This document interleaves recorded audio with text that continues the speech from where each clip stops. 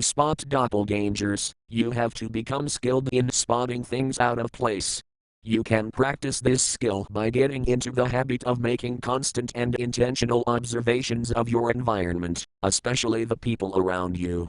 What are some unique features about your best friend's face? Do they have a mole, a scar, a birthmark? Does your mother still kiss your cheek in the same way? Does your boyfriend have all of his teeth? You can conduct these observations on yourself too. In the morning, for example, I often examined my reflection in the bathroom mirror, for something always seemed off despite the appearance of the ordinary. My skin was perfectly fitted around the skull. My eyes were both the same size, but something about the color. Has it always been that shade of brown? I stretched open my mouth, assessing the pinkish hue of my gums, the flesh lining my cheeks, the speckled assortment of tastibuds dotting the cracked, red surface of my tongue. That moist microenvironment always seemed to writhe when under observation. My tongue, like a worm, would slither around, feeling every surface, mopping up every cellular organism. I gargled some cold water and spat it out. Then I splashed some more on my face to dispel any illusions I might have been seeing. Practicing these skills can bear fruit over time. After the 34619 incident, as the department referred to it, more reports came in of suspected entity sightings around residential areas closer to the center of town. More late nights working the camera, hearing the charged output of metal bands over the radio at low volume, listening to Marco's lectures on their origins, developing blank photographs in a grimy bathtub to reveal a face I no longer recognized, checking that the doors were locked, questioning if Mom has ever experienced a dream, staring at darkness to see if something moved, to get a glimpse of something real. Fortunately, during this time, Donnie seemed to have given up on following us. Marco had said then that he caught a big break in the case. He chuckled and shrugged it off. There were more internal reports as well. One by Agent 5589 had us rig up a 7-foot tower with a mounted antenna in an open field. From a distance, the metal contraption looked like a monolith dedicated to a new era of communication. And with a blinking red light on top, it stood there, sending out a high-pitched frequency from another world. The dark stretched onward, as we waited, and the sound consumed our senses, while it bled into the surrounding environment, mixing with the chanting crickets and howling wind. And through a pair of binoculars, I watched the vacant field, the neighboring rows of corn that swung from side to side in unison, and the edge of a gravel road where, occasionally, the tiny, red glowing eyes of a small mammal would emerge from a dug-up hole. We quit a couple hours after midnight, because the frequency had failed to attract any anomalies. The inconclusive data was sent to John. Agent 5589's report was scrapped soon after. Other nights, after those long hours in the car, Marco would suggest we go out to eat. He'd always name establishments like the Mariana Oven or Aunt Luna's Patio, while pounding the roof of the car with his fist. I declined his first few offers, however, preferring to go home instead and lock up. There, dinner would consist of some bologna with ketchup or a PB and J, if there was any peanut butter left in the cabinet. JJ and Mum were usually asleep by then, so I'd eat at any empty table, as the night outside gave the hum of a dead radio channel. In that late night haze, Lucy and Tina's voices would call out to me, cut up and perverted. I eventually gave in. And soon these dinners became a regular occurrence, a small ritual that I always found a bit comical, two co-workers eating together after an exhausting shift. Because of their late hours, Dino Subs became the preferred spot. The establishment, wedged in a small cranny downtown, was run by a 25-year-old white male with braided dreadlocks who identified as Sandman, real name, Marvin Waco. He'd make our sandwiches behind the counter with a diluted expression and pink-tinted eyes. Occasionally, he'd apologize about the sour stench of the place, blaming it on the vinegar that was used, and then he'd chuckle to himself, stretching baggy skin across a set of thin cheekbones. The first time I saw this, Marco had to reassure me that Sandman had always looked like that. We always sat in the back, and I would let Marco do the talking, while I watched the door. Tony Lummy, Bill Ward, Geezer Butler, Ozzy Osbourne. If you want to piss your parents off, oh, and your pastor too, check them out. Marco said once with his cheek stuffed with white bread and salami. All the adults hate them. Oh, especially those fucking Bible thumpers. They think the group is a gang working for the Antichrist or some shit. You look like you're more into Fleetwood. Maybe the Eagles. I didn't know these names, and this shocked Marco. Jesus, dude. Where do you live, the fucking moon? I shook my head. You know where I live. Marco scoffed. Yeah, I know, Z.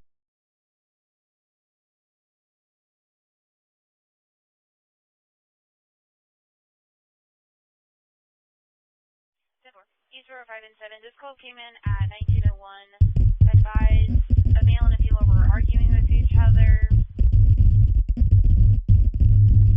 near to the car dealership that's over there, the southeast corner. It's a white male, 50 years old, 6 foot, medium build. He has gray hair. He has jeans and is riding a motorcycle. And then there's a white female, 5'4", medium build. JJ still wasn't talking. She had been out of school for at least a week or two. My absence had been longer.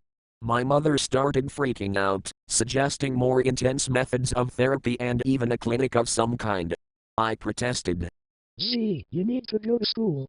You can't stay here all day to watch your sister. School doesn't matter, right now.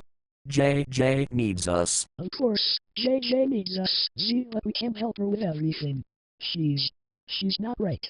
She hasn't been right for a long time, and neither have you. I scoffed, as I noticed a desperate, manic energy infect her stare. What do you do all day, huh? Tears started welling up in her eyes. I stood still and shrugged my shoulders.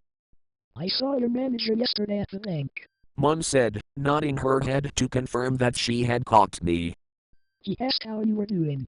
He was concerned about you. Mentioned something about the episode you had at the arcade. The one right before you quit. Mom. My mother held her finger up. Don't. Please don't lie to me. Just tell me where you go. When you're not watching her, where do you go? I got another job.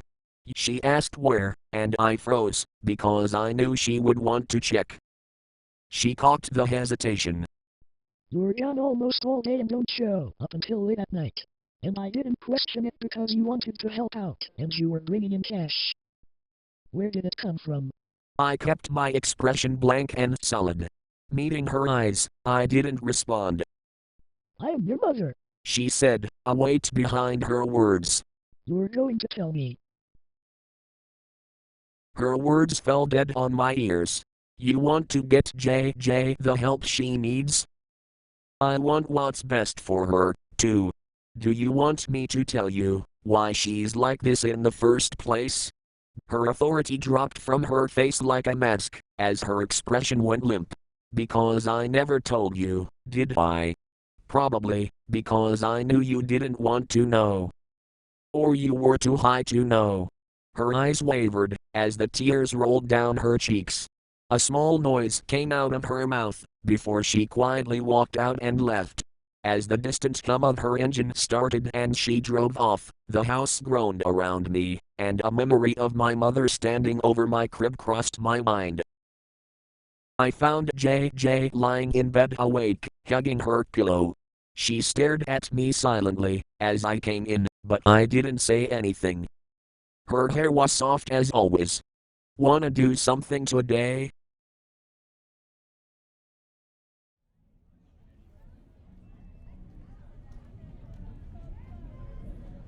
Lakeside held a fall festival every year in October outside of town in a field owned by Greg Bargslow.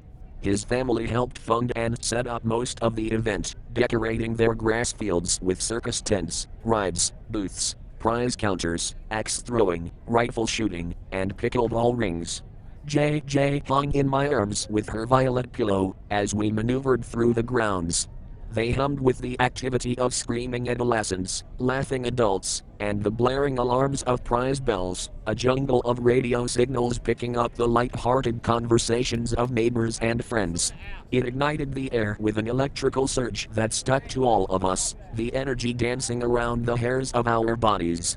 JJ's grip on me loosened as she stared out at the crowds bathed in circus lights. Almost everyone from town was there, including Marco. He was sitting at a picnic table, simply watching it all play out in front of him. The flashing lights of a nearby prize counter washed his face in a dark shade of red like the satellites of our makeshift red rooms. He gazed at it all with eyes that were projecting themselves elsewhere. They seemed to snap back to reality and switch over to me as I walked up to wave at him. Hey, are you alright? He didn't say anything at first, he just stared at me, as if I were a stranger. Eventually, he snapped out of it and nodded. Yeah, I'm fine. Just. A group of young adults from school walked by, laughing together about something probably only they could speak on. Maybe it was a joke, or a funny scene they had witnessed. Marco's focus came back, and he finally noticed JJ. He cleared his throat and gave a faint grin. So this must be the legendary JJ. He reached out to touch her hand, but she instinctively recoiled in response. He backed off.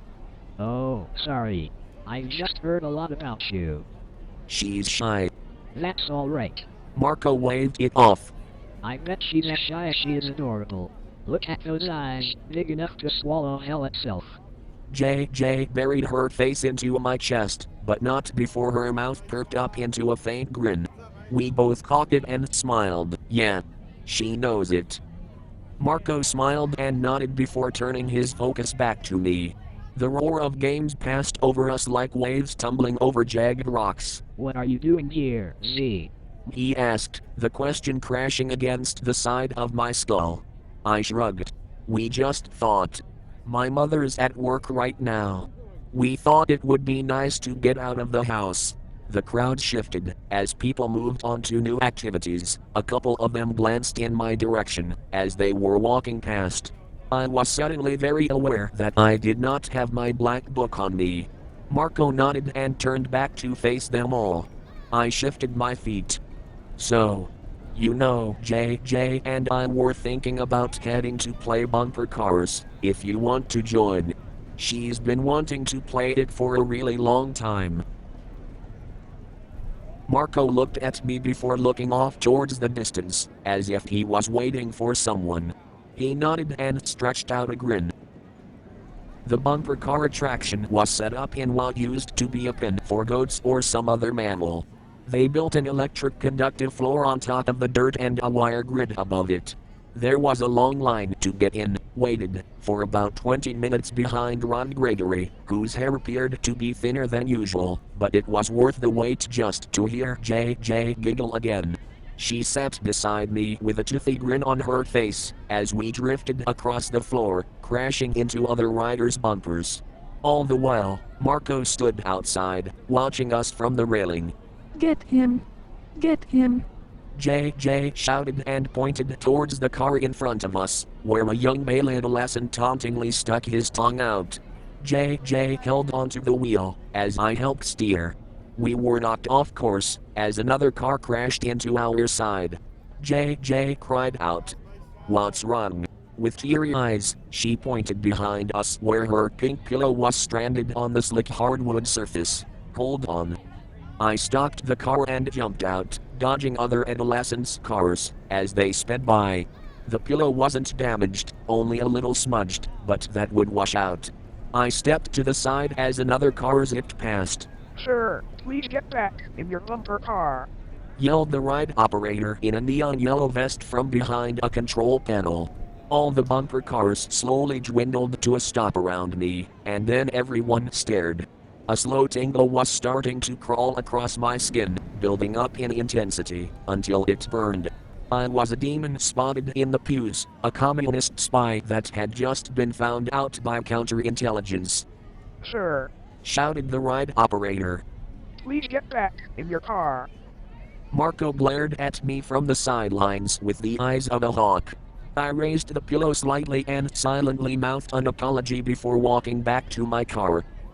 Afterward, JJ began to collect a bag of stuffed animals and toys, as all three of us slowly wandered through the fairgrounds.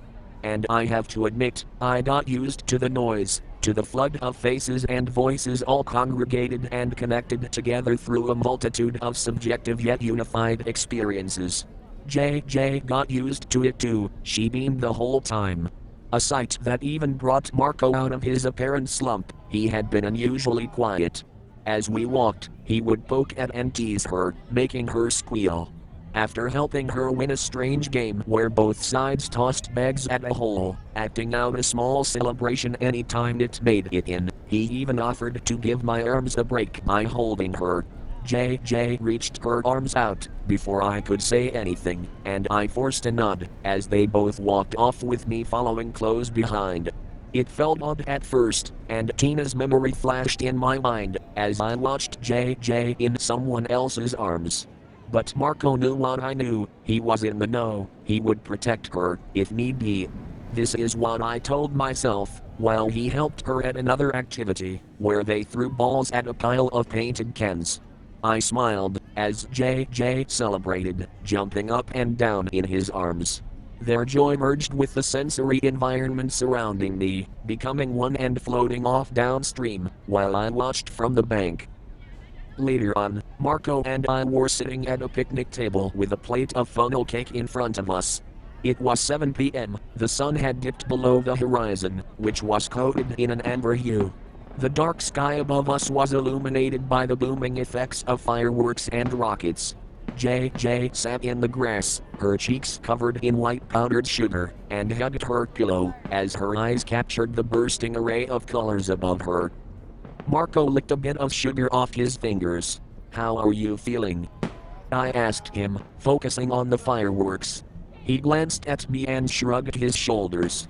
I nodded, racking my mind for a new topic to play. "Are there any movies out right now?" He looked at me again, his eyebrow raised a little. Movies? Shit, I don't know. I nodded and tried to pick out another string of fried batter. Why? He asked with suspicion. I didn't answer, tasting the sugar coating my tongue and teeth. Z, why you asking me about the movies? I shrugged. I don't know. Just maybe, if there was a showing after one of our assignments, I was thinking we could go see something. I don't go to the movies a lot, so I don't know. He blankly continued to stare at me, as the screams of young adolescents on a nearby ride floated above us. Marco tossed another piece of batter into his mouth. You don't think we'll be too busy? I don't know. It's just, if we had the time. It's probably better if we stay focused, yeah? He was acting weird. It's not like we haven't gone out to eat after a mission. Why is a movie any different? It's just, this is war, right? We gotta have our heads in the game, especially so we don't make a mistake or something. I cleared my throat, the sugar had coated the back of it, and nodded. Right. The light on the horizon had vanished, the sky was pitch black now. People from town had really begun to arrive then. Adults began to gather their offspring and sat in the grass together to watch the magic play out above them. The colors reflected back onto the crowds, and it was there, in a bright haze of red, that I saw Tina's face along with her blue waitress uniform. It locked eyes with me, a cold stare, before it turned around and slipped behind a booth. I glanced at JJ, who was still observing the show, and told Marco to watch her. Where ya going? Restroom. Just watch her. Seeing that face once before could have been written off as a grief-stricken hallucination, but now it was a pattern. I was being followed. But for how long? Had it been to the house? Has it seen JJ? She and Marco were sitting in the grass together, their focus on the rupturing sky. To keep appearances, I strolled toward the tents, pretending to gaze up at the colors, as I turned the corner into a lane packed with townsfolk. The entity was gone, having merged with the mass of bodies. I shot off after it. moving through the crowd, slipping by any cracks I could find, past the wailing child and a pack of guards. I scanned the abundance of data, listening to the bursting waves of chitter-chatter, the strobing blare of prize counters, and the flapping of fabric in the wind, as a bearcat scampered off behind a tent, and a figure dressed in blue with a stiff posture drifted away from the people. The noise, all of it. People shouted, as I shoved past them. At the edge of the fairgrounds was a chain-link fence. Beyond it, a sour green light passed over the fields like a breaker on the shoreline, and through the brittle net wiring, the figure loped towards the dark border of the woods, as the light abated into the shadows. I went to vault the fence but froze, as a rigid barrel tapped the back of my neck. Before I could turn my head, I was bagged and grabbed, thrashing, as I was dragged off in the dark. This big break in the case that Marco mentioned. What was that referring to? The female asked, putting her clipboard down. I shrugged. They told me they had found a witness. From the Lucy Domer scene? I nodded. Who? They didn't specify.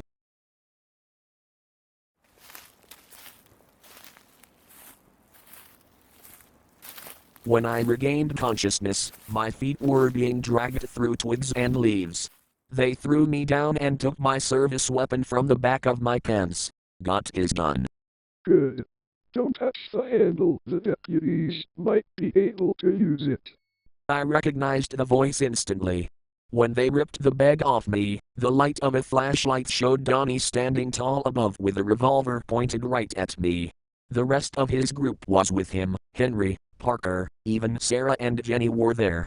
Henry was posted next to Donnie with a gleeful glint in his eye. The girls hugged themselves further behind, only occasionally glancing at the scene. Sarah, Jen, go check the woods. Make sure it's clear. They both scurried off into the foliage without looking back. The crunch of withering leaves slowly died off, as they went off into the dark, and the rest of them stood by idly, unsure of the next step. Donnie's hand began to shake. Okay, Donnie. Let's talk. Where is she? Donnie was red in the face, his skin drew tight against the bone of his knuckle, as he squeezed the handle of his weapon. What did you do with Lucy? I didn't do anything with Lucy. Despite my best efforts, my voice shook a little. Don't lie to me. We know what you did. We have a witness, asshole. A witness? As I reported before, there was no one else there. His fabrication became even more apparent when I asked for specifics. He didn't want to give a name. Donnie, I'm sorry what happened to your friend. I am, really. But I had nothing to do with her. I didn't even know her. Or maybe she didn't know you. Donnie stepped closer, pressing the metal of the barrel into my skull. I know you took her picture. Maybe you were watching her. Yeah, the small town freak, obsessed with Lucy Domer, because he couldn't have her. He nodded to himself. Sick son of a bitch. Henry's spit landed on my cheek. Parker's posture was stiff, as he held my service weapon in his palms, as if it were a rectal he was afraid to disturb, lest he get bitten. Donnie pressed the barrel deeper. The little determination Parker had started to slip off his face like yet another mask, this one composed of papier-mâché. Hey, Donnie, man. Shut up, Parker. Donnie jumped in front of him, squaring up like a larger predator attempting to scare another one away from its prey. Do you want to find Lucy? Do you? Parker lowered his head in fearful respect and nodded quietly. Donnie turned his attention back towards me. My mind gave up two strategies then, fight for the gun or run for the woods, unexpected synopsis, but a persuasive one. My eye began to twitch. Are you going to shoot me, Donnie? I asked, my voice wavering. Just tell me what I want to know, Z. He pulled the hammer back. Its sharp click seemed to puncture a hole in his voice of command. I just want to know where my friend is. Just tell me where she is. Please. I must admit, I re-evaluated then. The face that resembled Lucy's, it flashed in my mind again. I ran all the details back through my head to find an error. to see if this was deserved.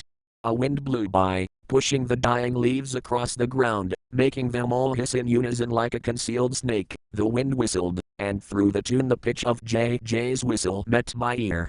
The fairgrounds, having funnel cake with her for the first time, charging forward on the bumper car, the amber glow of the circus reflected off her eyes that would be her last memory of me.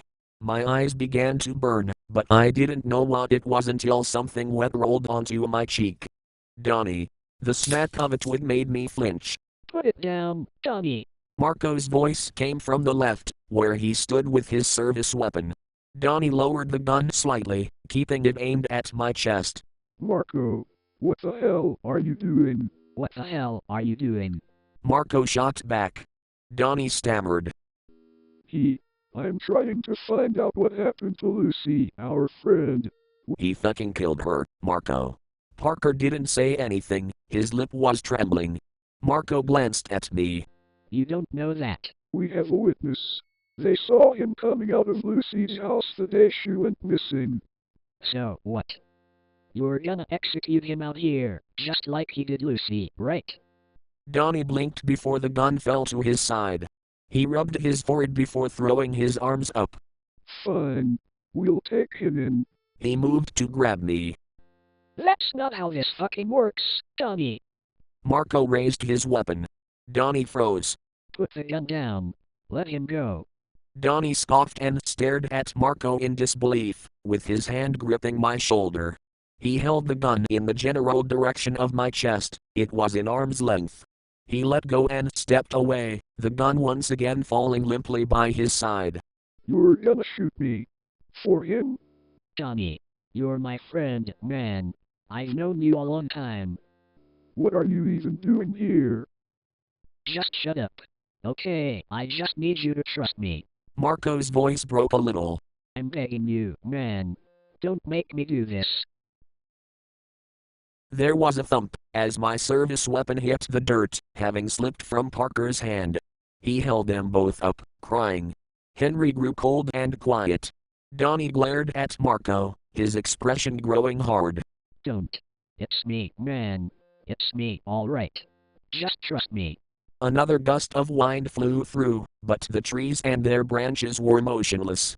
They hung above like lookouts, blocking out the observing stars and casting us in shadows. Donnie scoffed and then shut his eyes, as something bitter appeared to go down his throat.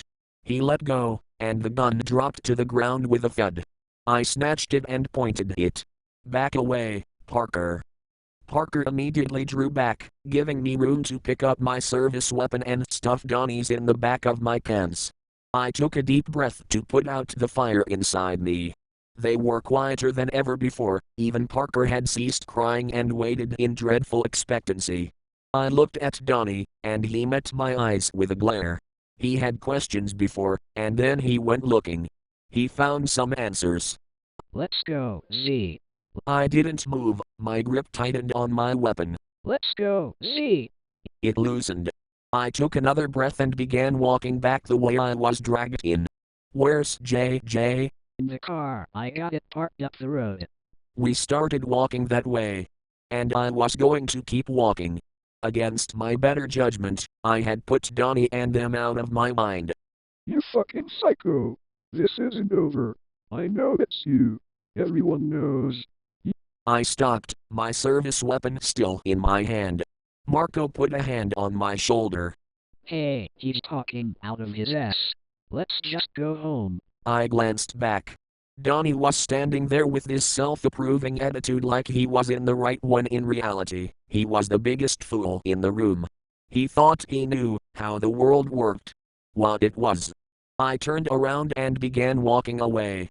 Yeah, walk away. Donnie screamed. I'll take this to the cops, and they will switch you, bitch. And when the truth comes out, everyone, even your poor sister, will know what you are. I cocked the hammer and spun around. The sound echoed through the trees and dispersed. It took 4 shots. The first 3 took them down. The fourth was for Parker, who was still whimpering afterward. It was dark out. but I could still see their bodies because of the flashlight that had slipped from Henry's hand before he hit the ground. I picked it up and turned to Marco. He was paralyzed with tears in his eyes as they stared wildly at a scene now covered in the murk of the night. I wanted to say something that would be of relief, but there was no time. This was protocol. Wait by the car. But he didn't move. The image of the moment was still developing in his mind as I marched towards the woods.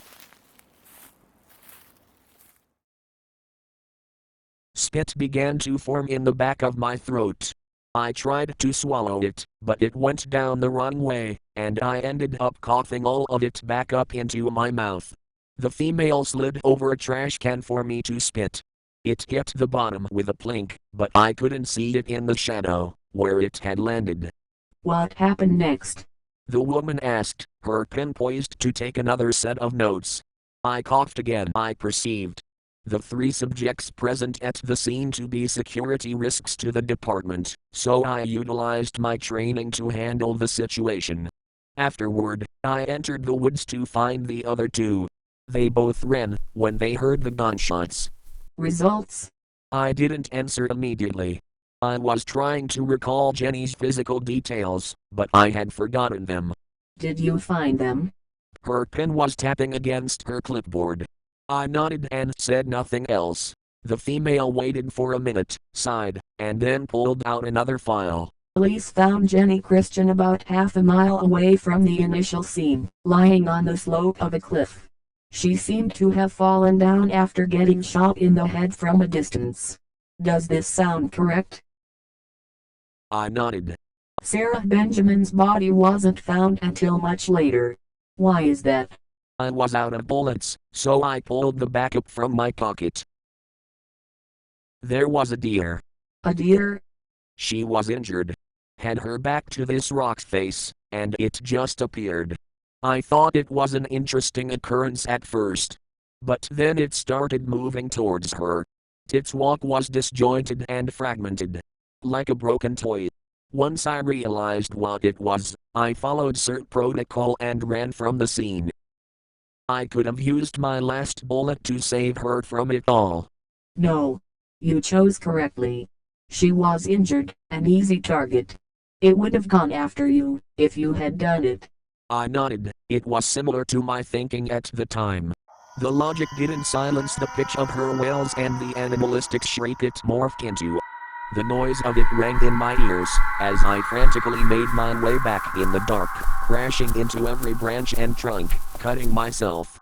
Marco was waiting by the car, a paralyzed look on his face. I could hear JJ crying in the back. There were sirens in the distance. What the hell was that?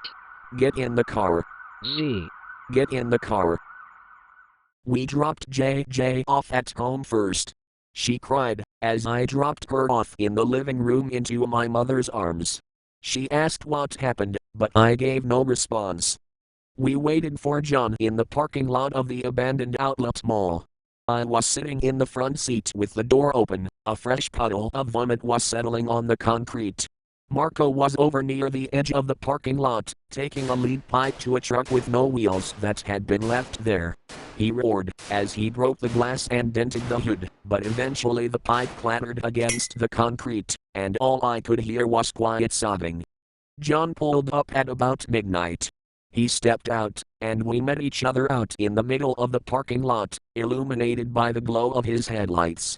I explained the situation, the location, the number of casualties, the risks to security, and the deer. John didn't react or say anything until I was finished. It was a skinwalker. No data collected. He nodded and switched his attention to Marco, who was leaning against the grill of a broken vehicle. Is that going to be a problem? I shook my head. He's just shaken a bit. He just needs time to recover. We'll handle the situation.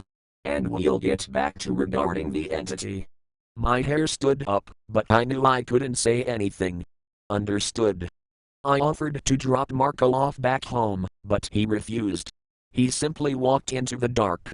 I didn't know for sure if I was ever going to see him again. When I got home, JJ was asleep in my mother's arms. She turned to look at me, standing near the doorway, and didn't say anything. She seemed to be questioning whether or not it was me. John entered the room and nodded to the female. She promptly collected her things and left the room, closing the door behind her. It was just John and I. Are we done? Static like tall grass on a still day, his eyes staring with the focus of a shrouded tiger, John pulled a photo out of his jacket and handed it to me. It was a school photo of Amelia. Her baby teeth, set like pearls, gleefully shone. I tried to hand the photo back, but he refused without saying anything, so I placed it on the armrest, not wanting to look at it. Do you recognize this subject, Z? I didn't respond. My throat tightened. This is the witness. Amelia Dennis, the one who saw you after exiting the Domer residence. Sensation in my legs began to slip away, as if a tranquilizing agent was invading my lower anatomy, pulling me from my feeling of place in the room, the world, reality. You broke protocol.